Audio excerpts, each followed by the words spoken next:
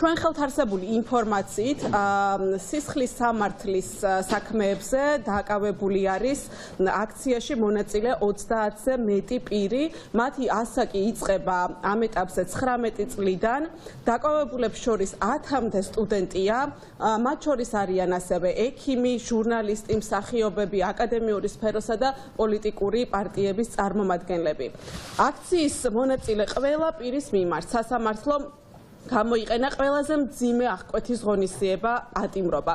მოგვიანებით ორი პირის, ალეკო ელისაშვილის და ერთი არასრულწლოვნის მიმართ პროკურატურის მიმართვის საფუძველზე სასამართლომ გირაო გამოიყენა. ამის პარალელურად არ არის დაკავებული არც ერთი სამართალდამცავი, რომლებმაც აქციის ასობით მონაწილისა და ჟურნალისტის მიმართ განახორციელეს ძალადობა, არაადამიანური მოპყრობა და წამება.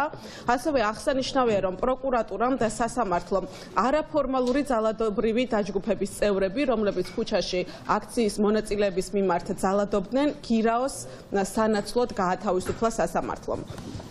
რაც შეეხება დაკავებას და დაკავების შემდგომ პერიოდს. საპროტესტო აქციის მონაწილეები და მათი ადვოკატები საგამოძიებო და საპროცესო მოქმედებების ჩატარების დროს არაერთ დარღვევაზე საუბრობენ, მათ შორის მიუთითებენ უკანონო პირად და საცხოვრებელი ბინის ჩხრეკის ფაქტებზე, დაკავების დროს და მის შემდგომ პერიოდში პოლიციელთა მხრიდან არასათანადო მოპყრობის შემთხვევებზე.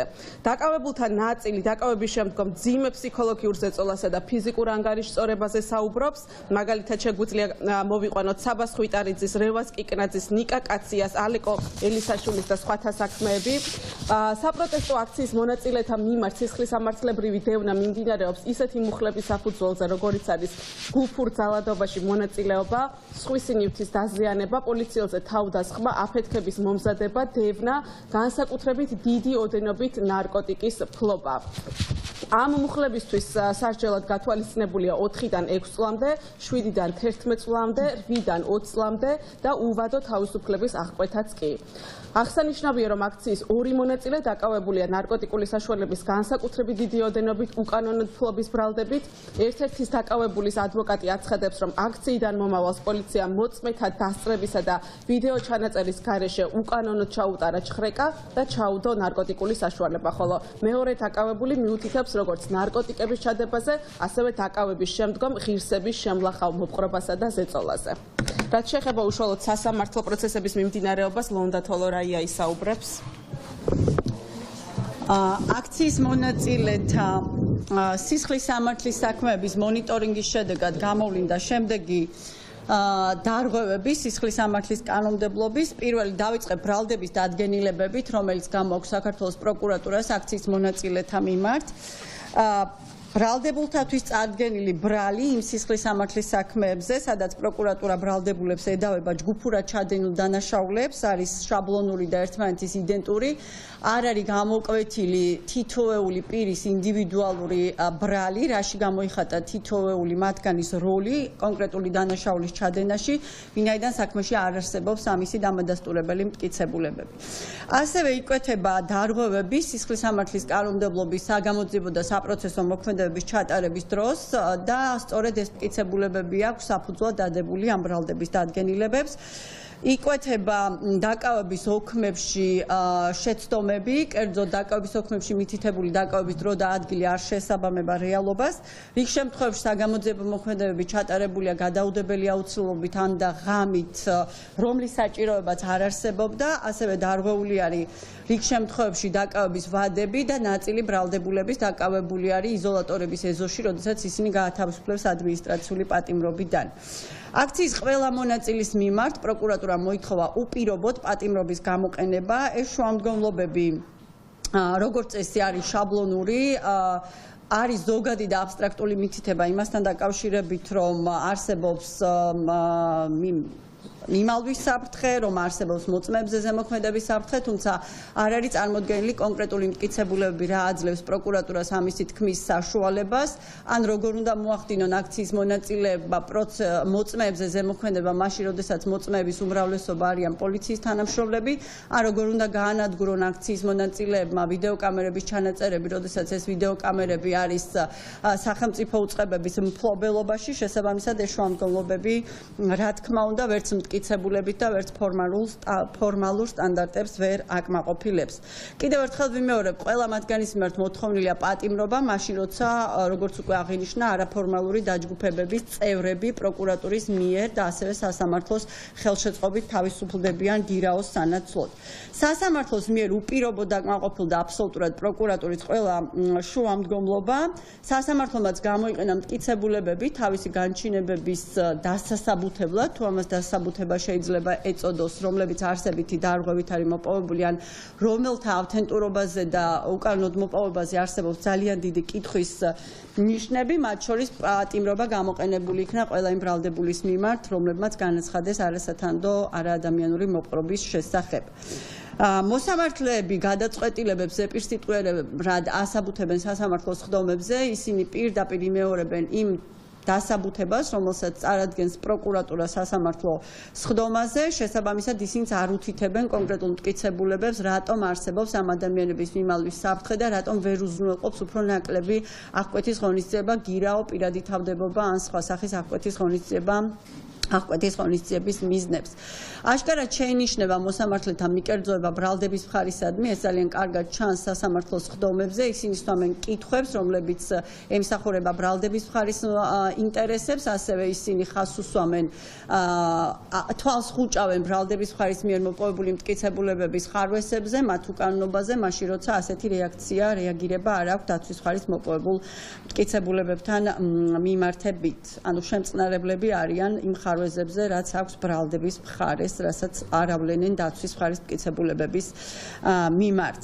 ასევე ძალიან მნიშვნელოვანია, რომ დაირღვა სხდომების საჯაროობის პრინციპი, ძირითადად სხდომები ტარდება პატარა დარბაზებში, მაშინ როცა ამ საქმეების მიმართ არის ძალიან დიდი და მაღალი საჯარო ინტერესი, სხდომები ჩატარდა პატარა დარბაზებში, როდესაც დამსწრეთა რაოდენობა და მსურველი იყო სასამართლოში ძალიან ბევრი და არსებობდა იმის საშუალება, რომ ეს სხდომები გამართულიყო დიდ დარბაზებში, იმიტომ რომ ამ დროს დარბაზები იყო ცარიელი.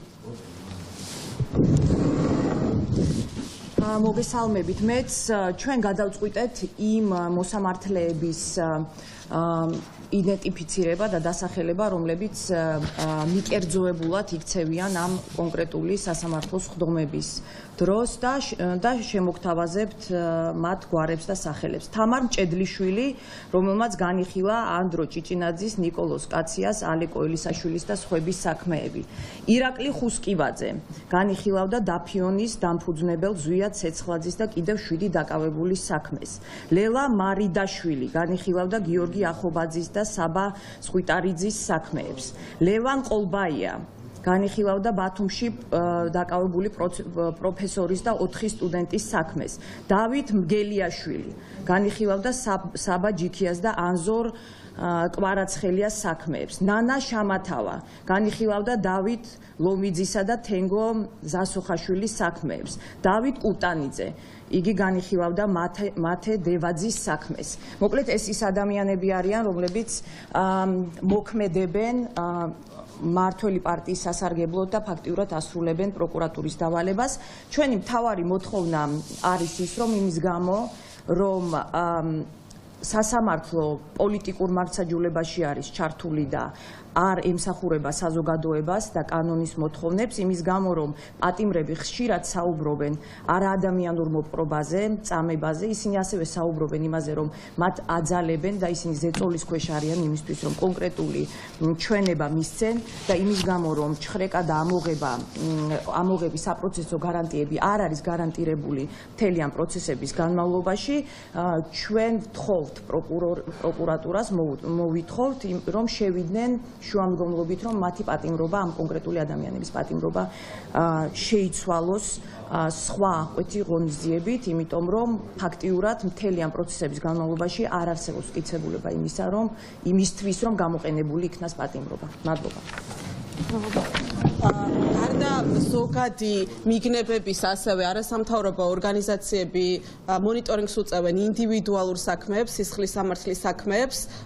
დღეს ერთ-ერთ მათგანზე ისაუბრებს სანდრო ბარამიძე და მომავალშიც პერიოდულად წარმოგიდგენთ მონიტორინგის შედეგებს, რომელიც დაკავშირებული იქნება კონკრეტული ჯგუფის თუ პირების მიმართ წარმოებულ პოლიტიკურად მოტივირებულ სისხლის სამართლის საქმეს. მოგახსენებთ ერთ-ერთ გახმაურებულ საქმეზე, სადაც ბრალდებულები არიან ცნობილი მსახიობი ანდრო ჭიჭინაძე, ასევე ონისე ცხადაძე და კიდევ 4 პირი.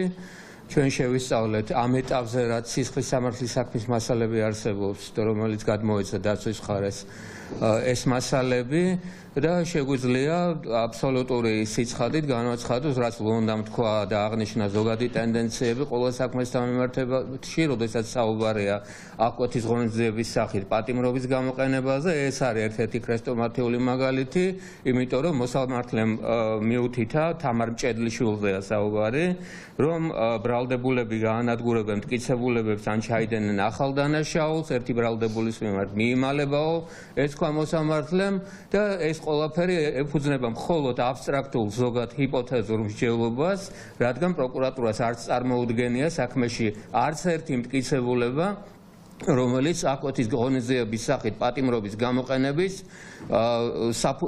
ერთ საფუძველს მაინც დაასაბუთებდა. აქედან გამომდინარე, აშკარა პოლიტიკურად მოტივირებულ ამ საქმეში, მათ შორის მოსამართლის მიკერძოებული და პოლიტიკურად მოტივირებული გადაწყვეტილება და ეს მით უმეტეს ისეთ ვითარებაში ხდება, როდესაც საქართველოს არაერთი საქმეა წაგებული სტრასბურგის სასამართლოში სწორედ აკუთის ღონისძიების სახით პატიმრობის უკანონოდ და დაუსაბუთებლად გამოყენების გამო ამ ხელისუფლებას არც სტრასბურგის სასამართლოს პრეცედენტული სამართალი აინტერესებს, არც კონკრეტულად საქართველოს მიმართ გამოტანილი გადაწყვეტილებები.